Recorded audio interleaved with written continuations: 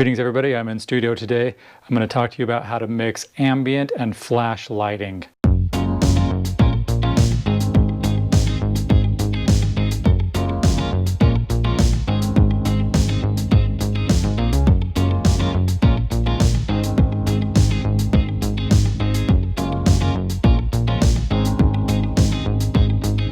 So I'm not in my regular studio, I'm in my friend's studio here.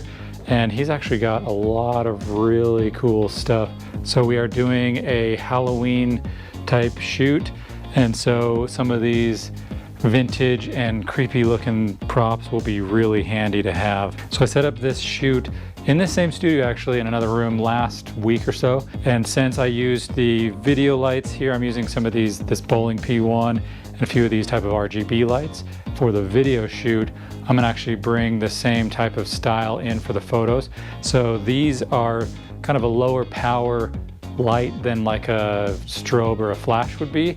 So we're gonna have to balance these things with the strobe that I've brought.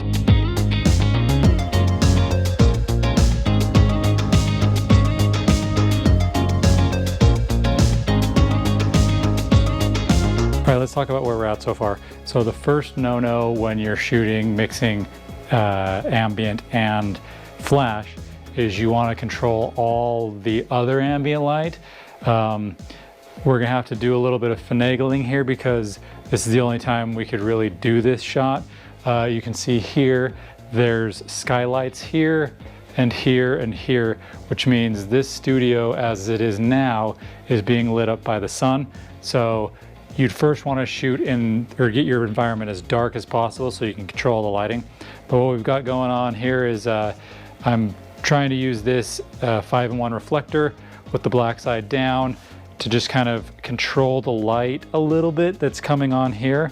I'm gonna have to use this setup as like using some of the ambient light as lighting it and kind of just let that be as it is. But so we want to control the lighting, the ambient lighting as much as possible because we want these lights to show up. So with this thing over the top covering some of the ambient light, we should be all right.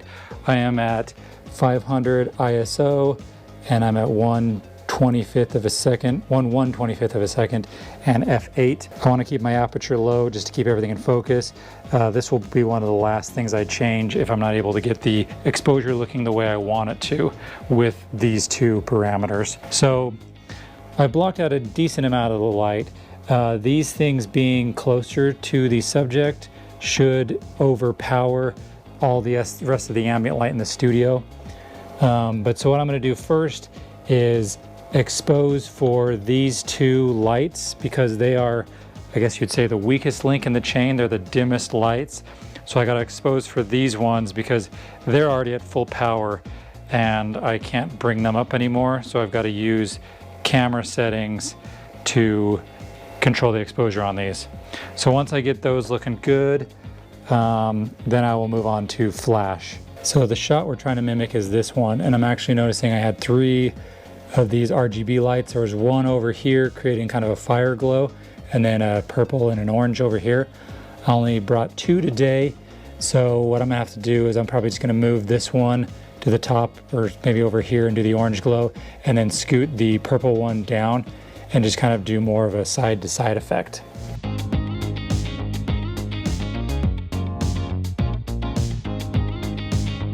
So to me, that's looking pretty good. I might bring up the ISO a little bit higher. I'm gonna go to 800 on this, take a shot, see how it looks. So that brings it up to an area that I like.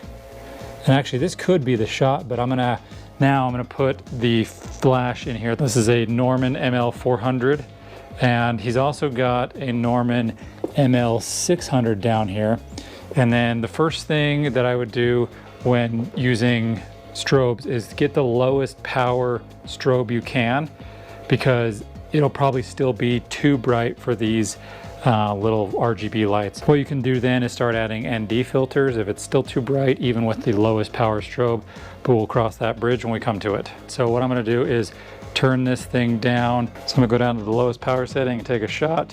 Yeah, and see, as you can see, it's the lowest setting is just completely blowing this set out. All right, I placed this piece of ND filter in the light and took a shot, but it's still, so here is the shot previous without the ND filter, and here is the shot with it. So I'm discovering that that's probably going to be too bright. That's all the ND filter that I have here. So I'm going to swap this light out and swap out the softbox for something different. All right, so I've changed it up. I've gotten rid of the flash, or the other flash. What I've done is use this 5-in-1 reflector disc. I'm using the diffusion portion on the inside. I'm shooting the flash through here, and that's acting like a big softbox. So I brought an AD200 Pro because this one is 200 watt seconds. So this one I can bring the light down a lot darker than the other one.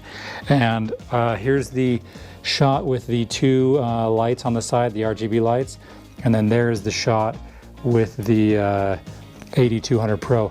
And I actually think that looks really nice. So it gives enough highlight on the side that you can read the product name, and you still get the colors on the side. So this is what we're gonna go with. We'll make tweaks on individual products with the light since they have different material and things like that. All right, so just a little recap. So when you're shooting with ambient and you're mixing flash in, you wanna start with your lowest or your dimmest light first, and that is these two RGB lights. So I have the camera set to 640 ISO, and then the shutter speed at 1/125th. I can go lower on that if I need to. I wanted the aperture to be at f8 because I wanted to keep everything in focus as much as I can. So I got the exposure set on those, and then I introduced flash. And as you saw, I introduced one of the Norman lights, which is a little bit brighter, and that was too bright. So then I introduced this AD200, which is dimmer. So this one is my main key light, and I have it on the lowest power it'll go. It's 1/256th of a second, and that is just giving a little bit of light to light up the product labels and things like that. All right, you guys, thanks for following along.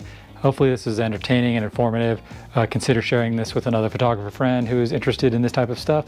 If you guys do have any questions, leave them in the comments field. I'll do my best to answer them, and thanks everyone for watching.